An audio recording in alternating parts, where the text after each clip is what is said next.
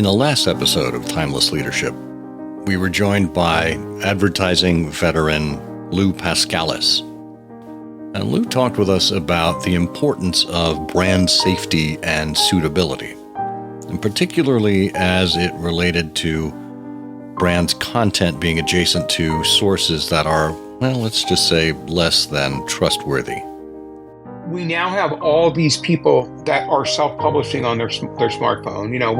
We've become accustomed on the evening news or, CNN or MSNBC throughout the day to seeing iPhone video, cell phone video, covering an event, right? So everyone's a reporter, which means everybody's a journalist, which means everybody is actually writing their opinion. And we need journalism to debunk misinformation. And you and I both know there's a war on truth in this country. So that brings up the obvious question, why should truth matter to leaders?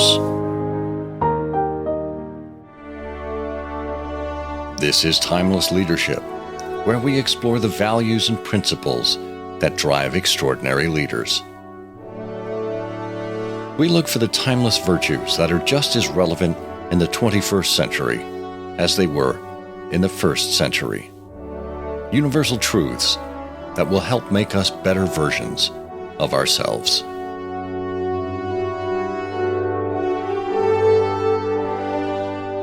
Well, we're wondering about truth and why it matters, and I'll answer that burning question in just a moment. This is Scott Monty. Hi, welcome to Timeless Leadership. I'm glad you're here. This is one of those episodes where it's just me and you. And in this episode, we do listener mail. And we're actually going to start out with listener mail this time because I think it kind of sets the tone for how we want to look at things. Marcy wrote in and asked about the difference between an optimist and a realist. Are they at odds? Is one better than the other? Do different people need different types of leaders? Wow, great question, Marcy. I'm glad you asked it. And, it's interesting because we talked about optimism with Harry Cohen way back in episode 5 of Timeless Leadership here in season 1. Harry, of course, wrote the book Be the Sun, Not the Salt. And he was very careful to point out that being heliotropic, being naturally engaging, happy, encouraging, etc., it's not the same as optimism. They're related, but it's not the same. And when I think of optimism, I think of someone who looks for opportunities, looks for hope. And really, that's what leaders need. They need to be hope peddlers. If we can help people understand a vision for where we want to go, and if we can encourage them and make them hopeful about where it is that we're going together, the better we're going to find that people stick around and are naturally motivated by those kinds of words, much more than they're motivated by fear. I actually did an essay about leading with fear versus enthusiasm, or fear versus hope. La Rochefoucauld reminds us from all the way from 1664 that we promise according to our hopes and perform according to our fears. Well, if we could flip that on its head and perform according to our hopes, then perhaps we might get somewhere. And there's a story I like to recall regarding optimism versus realism, and really there's a very fine line. In this particular story, I think we see realism tinged with optimism. And the story goes back to one of the Little House on the Prairie books. Laura Ingalls Wilder wrote a series of Little House on the Prairie books. And this one is from On the Banks of Plum Creek. It's the 4th book. And in this one, the family was beset by a plague of grasshoppers. They were farmers out in Minnesota, and they lived off the land. And as the grasshoppers fell from the sky, they enveloped everything, and they began eating their way through the trees and the wheat fields. And yet, there was a glimmer of hope in all of this. The chickens that they raised, they usually chased grasshoppers around the chicken yard and wouldn't catch them because obviously grasshoppers are a lot quicker than the chickens. But as this deluge of grasshoppers just blanketed the yard with grasshoppers, all the chickens had to do is reach out their necks and consume grasshoppers. And Laura's mother in the story saw a silver lining in all of this, in these clouds and blankets of grasshoppers. She said, well, at least we won't have to buy feed for the hens. So even with some great loss, there's an opportunity to find a gain. Even in some of our biggest failures, we have an opportunity to hope our way out of things. And hope itself is not a solution. There needs to be action that comes with it. But I think the leaders that peddle hope are the ones that are more effective, because hope is based in reality. It's based on where you are right now and looking for where you want to go. I hope that answers the question. Maybe it prompts a few more. If you have a question like Marcy did, you can email us at timeless@scottmonty.com, and I will do my best to answer. Again, the email is timeless@scottmonty.com. Let's get into talking about truth.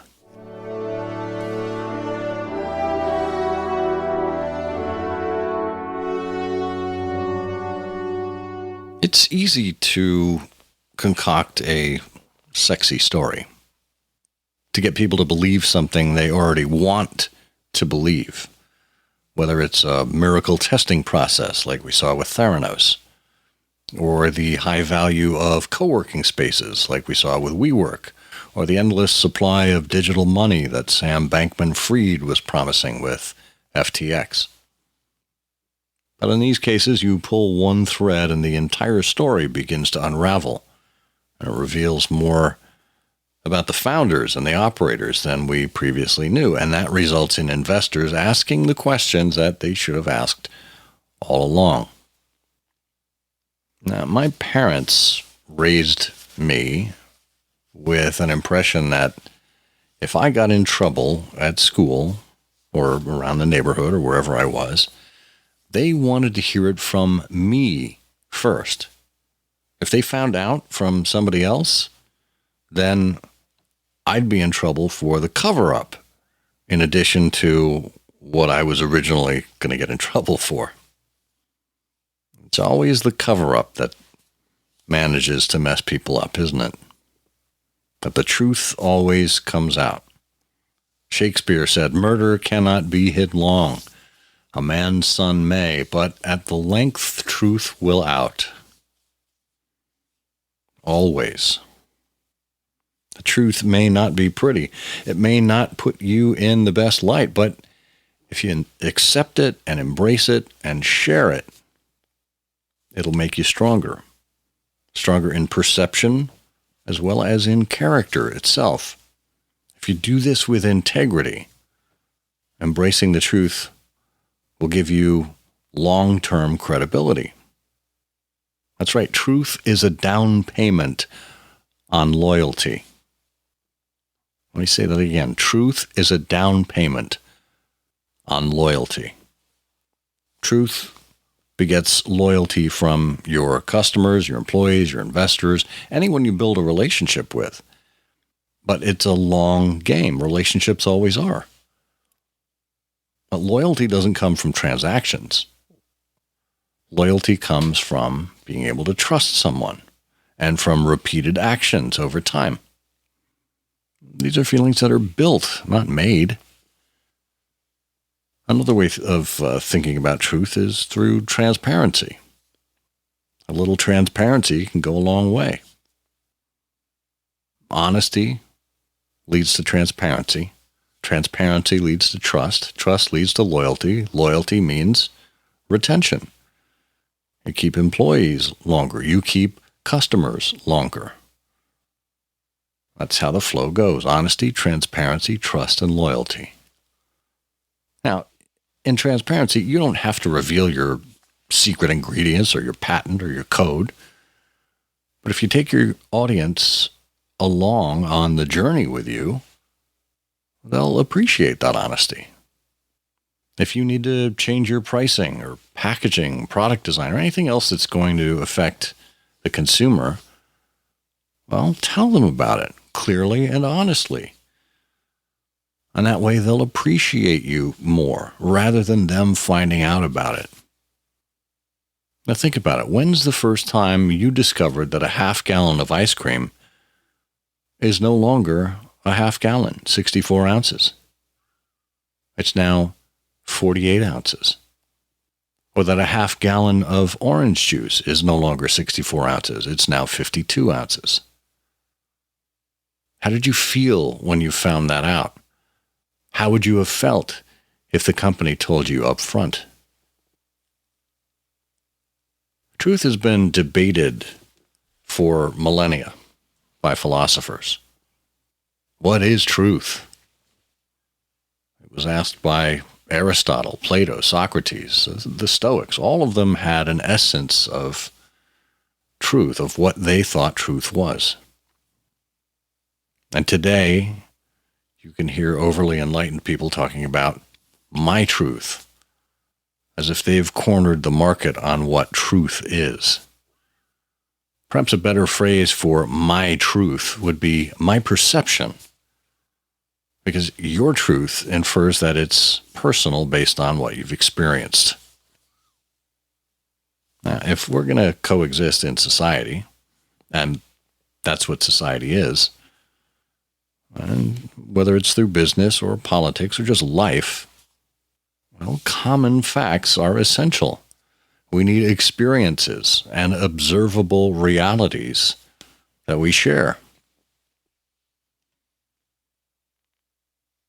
In the poem Ode on a Grecian Urn, John Keats looks at this inanimate object with its scenes from ancient Greece, and he imagines what was happening those thousands of years ago. He's standing in the British Museum just gazing at this urn.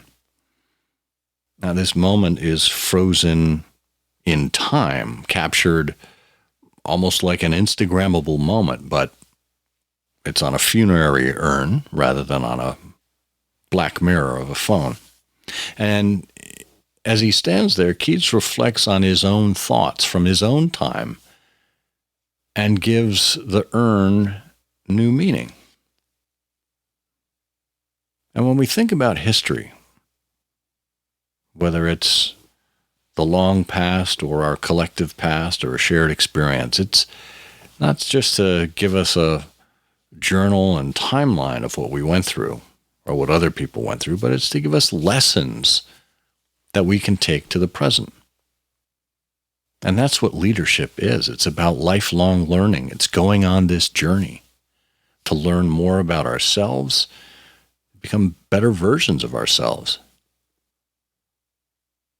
Homer's poems, the Bible, these are part of a tradition that were first oral and then written down. They became a common set of stories for society. And those stories were set in a particular time, but their lessons are universal. That's why they're still relevant today. And we put them in context of a much different world than Homer or the writers of the Bible would ever know. And why does that work? Well, because human nature has remained constant, because we have more in common with ourselves and our ancestors than we might think. And see, this is what storytellers do. They capture our common experiences. They create tales that trigger emotions within us. We laugh or cry. We feel shame or pride or exhibit sympathy or grief. They give us ideas and actions. And stories are based on things that are discernible, things that we can attest to. In other words, stories are based on truth. And the sooner you can be honest with your audience, the faster you'll be on your way to loyal followers. And that's the truth.